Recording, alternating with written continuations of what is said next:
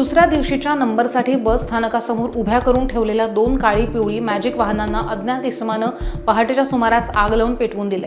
या घटनेमध्ये दोन्ही वाहनं जळून खाक झाली आहेत। बुलढाणा जिल्ह्यातल्या शेगावमधल्या बस स्थानकाच्या समोर मंगळवारी रात्री 2 जणांनी आपली काळी पिवळी प्रवासी वाहनं दुसऱ्या दिवशीच्या नंबरसाठी रस्त्याच्या कडेला उभी करून ठेवलेली होती आणि या वाहनांना बुधवारी पहाटेच्या सुमारास अज्ञात इसमांनी पेटवून दिलं।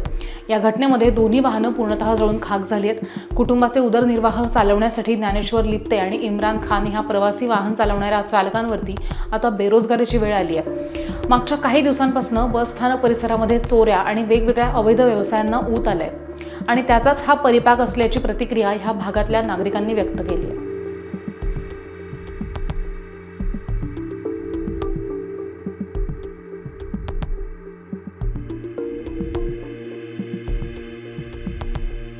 आपका इमरान खान।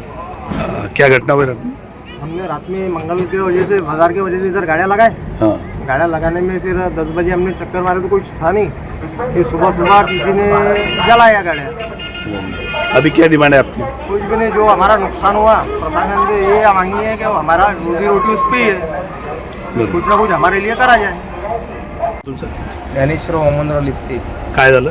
रात्री मी संध्याकाळी माझी गाडी लावली होती आणि माझ्या रात्री पार्टीला मला सकाळी मालूम पडलं माझ्या गाडीला 4 वाजता आग लावली म्हणून। त्याच्यामुळे पूर्ण गाडी माझी जळून खाकी झाली, 100% खलास झाली। कुणावर शंका आहे का तुम्हाला? नाही, शंका नाही आहे। काय मागणी आहे तुमची? काहीच नाही, आमची थोडीशी जे गाडीची आहे नुकसान भरपाई व्हायला आहे, पूर्ण गाडी जायला त्यातून मिळाली पाहिजे। पण मी बँक वगैरे गट वगैरे काढून गाडी घेतली होती, त्याच्यावर माझा उदरनिर्वाह होता।